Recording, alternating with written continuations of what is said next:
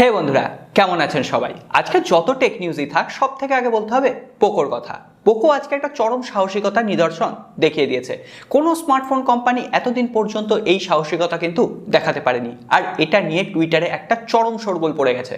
এই ফাঁকে বলে দিই, আপনারা যদি টুইটারে এখনো পর্যন্ত আমাকে ফলো না করে থাকেন, অবশ্যই গিয়ে ফলো করুন, তাহলে এই ধরনের টেক আপডেটগুলো না সবার আগে আপনি পেয়ে যাবেন। পোকোর যিনি ভারতীয় সিইও আছেন অনুজ শর্মা, সেই অনুজ শর্মা আজকে একটা বিতর্কিত মন্তব্য করে বসেছেন।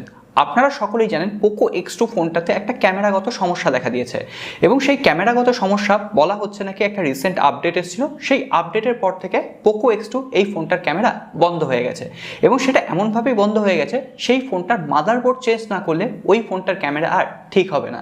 তো মানুষজন যখন সার্ভিস সেন্টারে গেছেন তখন কিন্তু বলা হয়েছে যে সার্ভিস সেন্টার থেকে ফ্রি সার্ভিস দেওয়া হবে না, মাদারবোর্ডের পুরো দামটা দিতে হবে, তবে ফোনটার ক্যামেরা ঠিক হবে।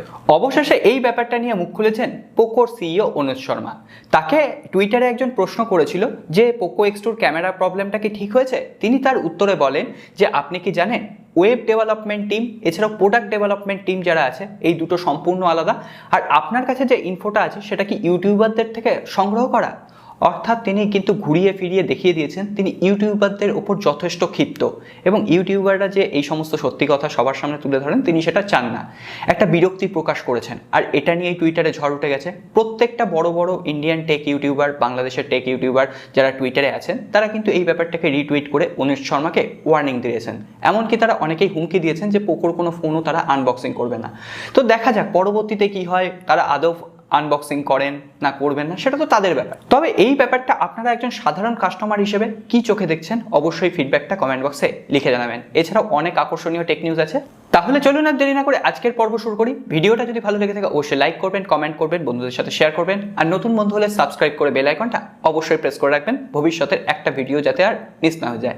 আসুন শুরু করি। আমি দু একদিন আগে টেক নিউজে আপনাদেরকে বলেছিলাম মাইক্রোসফট কিন্তু তাদের আরও একটা নতুন অপারেটিং সিস্টেমের আপডেটের উপর কাজ করছে, যেটা হয়তো 22 তারিখ অথবা 24 তারিখ রিলিজ হয়ে যাবে। যেহেতু একটা নতুন অপারেটিং সিস্টেম আসছে, মাইক্রোসফট কিন্তু আজকে উইন্ডোজ 10 এর যে কটা ভার্সন আছে তার রিটায়ারমেন্ট ডেট ঘোষণা করে দিল। উইন্ডোজ 10 এর ভার্সন বলতে উইন্ডোজ 10, 10 হোম, 10 প্রো, 10 এসেনশিয়াল, এই সমস্ত ভার্সনগুলো 14ই অক্টোবর 2025 সালের পর থেকে এই সমস্ত ভার্সনে আর কোনো রকম আপডেট পাওয়া যাবে না। অর্থাৎ মাইক্রোসফট চাইবে তখন ওই যে নতুন ভার্সনটা আসছে সেই ভার্সনে আপনি আপডেট হয়ে যান। এরপর হোয়াটসঅ্যাপের একটা ছোট্ট আপডেট আপনাদের সাথে শেয়ার করব, আর এটা কিন্তু কোনো রকম বেটা আপডেট নয়, স্টেবল আপডেটে কিন্তু এটা রিলিজ হয়ে গেছে। অনেকেই পেয়েছেন, আপনারা যদি না পেয়ে থাকেন হোয়াটসঅ্যাপটা আপডেট করুন, হয়তো আপনারাও পেয়ে যাবেন। হোয়াটসঅ্যাপে এতদিন পর্যন্ত আমরা যখন আমাদের কোনো কথা রেকর্ড করে কাউকে পাঠাতে যেতাম সেটা এক ক্লিকেই চলে যেত, সেটা কিন্তু আমরা শুনতে পেতাম না যে আমরা কি বলেছি না বলেছি। তো এখন থেকে আপনি যখন রেকর্ড করবেন তারপরে কিন্তু হোয়াটসঅ্যাপ ওই কথাটা শোনার আপনাকে একবার সুযোগ দেবে, তারপরে যদি আপনার পছন্দ হয় তবে আপনি সেটা আপনার বন্ধুকে বা আপনার আত্মীয়কে পাঠাতে পারেন। এটা ওই 2 স্টেপ ভেরিফিকেশনের মতো। আরও কিছুদিন আগে টেক নিউজে আমি আসুসের একটা ফোনের কথা বলেছিলাম, যেটাকে আমি বলেছিলাম আসুস ROG ফোন লাইট হতে পারে, এবং সেই ফোনটার পেছনের দিকে একটা কোয়ালকমের লোগো ছিল। অনেকেই বলছিলেন স্ন্যাপড্রাগন বা কোয়ালকমে এবার একটা নতুন ফোন লঞ্চ করবে, তো সেক্ষেত্রে পেছনে কিন্তু একটা ফিজিক্যাল ফিঙ্গারপ্রিন্ট স্ক্যানারও ছিল। তো এই ফোনটাকে নিয়ে কনফিউশন তৈরি হয়েছিল। এই ফোনটা আজকে চায়না 3C সার্টিফিকেশন সেকশনে এনলিস্টেড হয়ে গেছে, এবং সেখান থেকে আমরা জানতে পারছি কোয়ালকম স্ন্যাপড্রাগন 888 প্রসেসর থাকবে, 65 ওয়াটের ফাস্ট চার্জার অ্যাভেলেবেল থাকবে, এবং মোটামুটি অ্যাফোর্ডেবল প্রাইস পয়েন্টে একটা গেমিং ফোন কিন্তু আসুস এবার লঞ্চ করতে চলেছে। আশা করা যায় চায়নার বাজারে এই মাসেই কিন্তু এই ফোনটা লঞ্চ হবে, এবং ভারতবর্ষের বাজারেও হয়তো আসতে পারে। এরপর আসবো একটু বড়লোকি খবরে। হ্যাঁ, ঠিক ধরে নিয়েছেন, অ্যাপেলের কথা বলছি। অ্যাপেল লঞ্চ করতে চলেছে আইপ্যাড মিনি 6th জেনারেশন, এবং বলা হচ্ছে এটা হবে আইপ্যাডের যে এয়ার ভার্সনটা ছিল সেই ধরনের সেম ডিজাইন থাকবে, তবে একটু ছোট হবে। তবে সব থেকে আকর্ষণীয় ব্যাপার, এখানে নাকি কোনো রকম লাইটিং পোর্ট থাকবে না, এখানে থাকবে USB Type-C পোর্ট। এতদিন পর্যন্ত অ্যাপেলের ডিভাইসগুলোতে আমরা লাইটনিং পোর্ট দেখেছি, এবং লাইটনিং পোর্ট থাকা মানে কিন্তু একটা বিপদ। লাইটনিং কেবিলের দাম বেশি, লাইটনিং টু OTG যেটা সেটার দামও বেশি।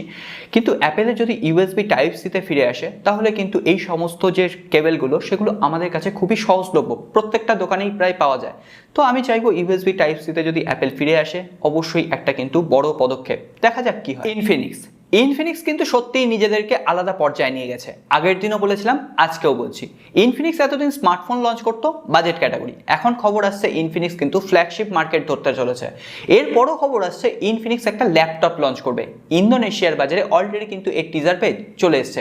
ইনফিনিক্স ল্যাপটপের প্রথম লুক সামনে দেখা যাচ্ছে, খুবই আকর্ষণীয় দেখতে লাগছে। বিভিন্ন ধরনের কালার ভ্যারিয়েন্ট আছে, এমনকি শোনা যাচ্ছে এখানে core i3, core i5, core i7 তিনটে ভ্যারিয়েন্টে এই ল্যাপটপ লঞ্চ করবে। তবে দামটা এখনো সামনে আসেনি, কিন্তু এই ল্যাপটপগুলো তিনটে ভার্সনেই থাকবে। ফুল এইচডি প্লাস ডিসপ্লে 14 ইঞ্চির, এর সঙ্গে সঙ্গে 65 ওয়াটের ফাস্ট চার্জার অ্যাভেলেবেল থাকবে। 13 ঘন্টা পর্যন্ত ব্যাটারি লাইফ থাকবে বলে বলা হচ্ছে।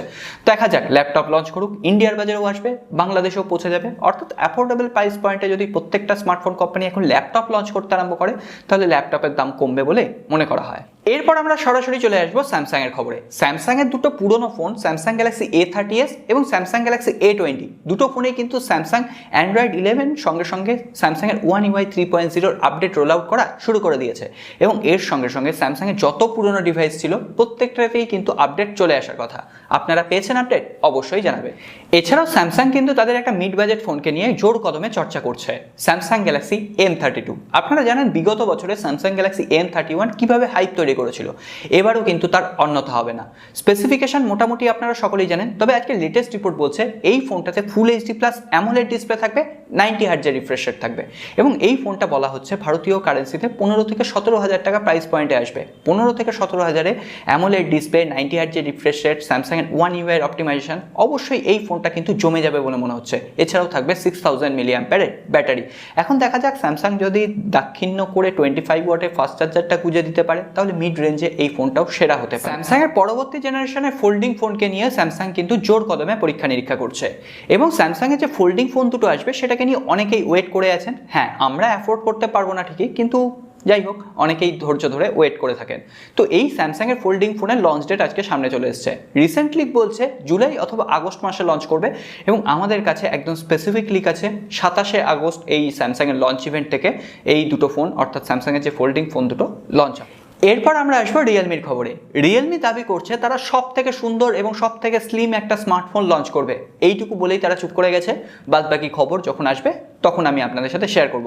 এখনো পর্যন্ত রিয়েলমি যত ফোন লঞ্চ করেছে, একটা মাত্র ফোন আমার কিন্তু দেখতে সেরা লেগেছে, সেটা হচ্ছে রিয়েলমি 7 Pro সানকিস্ট এডিশন, যেটা স্পেশাল এডিশন লঞ্চ করেছিল ওটাই। বাদ বাকি রিয়েলমি সব একই ফোন। রিয়েলমি ফোন কি আদৌ দেখতে ভালো লাগে আপনার? গতকালের টেক নিউজে রিয়েলমি 9 এই ফোনটার একটা ফার্স্ট লুকের ছবি আমি আপনাদের সাথে শেয়ার করেছিলাম। আজকে guesses data recent Twitter handle থেকে আমরা জানতে পারছি ওই ছবিটা ছিল ফেক। রিয়েলমি 7 Pro ফোনটা যখন লঞ্চ করেছিল, সেই ফোনটা লঞ্চের আগেও এই ছবিটা ইন্টারনেটে ছড়িয়ে পড়েছিল। এই ধরনের ফেক ছবি ছড়িয়ে পড়ে।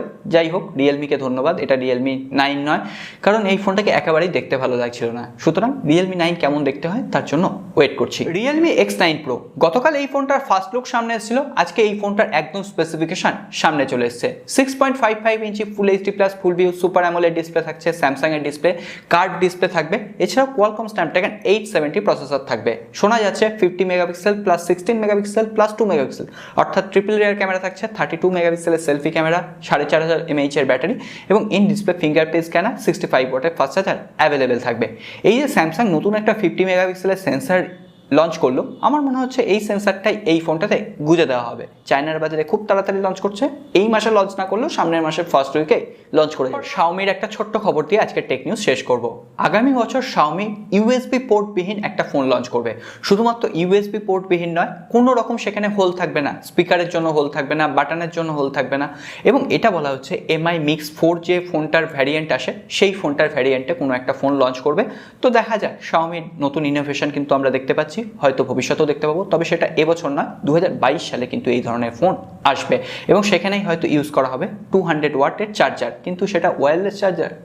যদি ইউএসবি না থাকে আমরা কিভাবে চার্জ দেবো, দেখা যাক কি হয়। সো বন্ধুরা, আজকের টেক আলোচনা পর্ব এখানে শেষ করছি। কেমন লাগলো অবশ্যই জানাবেন, আর ভালো লাগলে কিন্তু লাইক করবেন, আর খারাপ লাগলে ডিসলাইক বাটনটা আপনার জন্য দেওয়া আছে। একটা ফিডব্যাক কিন্তু আমাদের জন্য খুবই জরুরি। আর নতুন বন্ধু হয়ে থাকলে অবশ্যই সাবস্ক্রাইব করে বেল আইকনটা প্রেস করে রাখবেন। আর আপনারা চাইলে আমাদের সোশ্যাল মিডিয়া হ্যান্ডেলগুলোতে ফলো করতে পারেন। এরপর আসবো এক বন্ধুর কমেন্ট পর্বে। গতকালের পর্বে কমেন্ট করেছেন এক বন্ধু, খুবই important comment, Asit Kumar Sasmal. Infinix note 10 Pro, Redmi note 10 Pro Max ফোনগুলোতে কি কেরিয়ার অ্যাগ্রেগেশন আছে? ফোনে এটা না থাকলে খুব কি অসুবিধা হয়? প্রথমত বলে দিই রেডমি নোট 10 প্রো ম্যাক্স এখানে ক্যারিয়ার অ্যাগ্রিগেশন আছে, তবে ইনফিনিক্স নোট 10 প্রো এই ফোনটাতে ক্যারিয়ার অ্যাগ্রিগেশন আছে কিনা সেটা জানা নেই। আর কোম্পানিগুলো কিন্তু এটা হাইলাইটও করে না যে ক্যারিয়ার অ্যাগ্রিগেশন আছে কিনা। ক্যারিয়ার অ্যাগ্রিগেশন যদি না থাকে তাহলে লো নেটওয়ার্ক কভারেজ এরিয়াতে কিন্তু আপনার একটু হলেও প্রবলেম হয়, নেটওয়ার্ক স্পিড একটু কম থাকে। কিন্তু আপনি যদি ভালো নেটওয়ার্ক কভারেজে থাকেন, ভালো ওয়াইফাই জোনে থাকেন, তাহলে কিন্তু আপনি বুঝতেও পারবেন না যে এখানে ক্যারিয়ার অ্যাগ্রিগেশন নেই। তো সেক্ষেত্রে ক্যারিয়ার অ্যাগ্রিগেশন হচ্ছে 4G প্লাস বা LTE প্লাস এই ধরনের মোডগুলো। তো দেখা যাক, এগুলো কিন্তু আজকের দিনে খুবই জরুরি, কারণ আমাদের মতো ভারতবর্ষ বা বাংলাদেশের এমন কোনো জায়গা আছে, এমন এরিয়া আছে যেখানে খুবই কিন্তু নেটওয়ার্কের প্রবলেম হয়, সেই সমস্ত জায়গায় এটা কিন্তু খুবই কাজে লাগে। তো আজকের কথা বাড়াচ্ছি না, দেখা হবে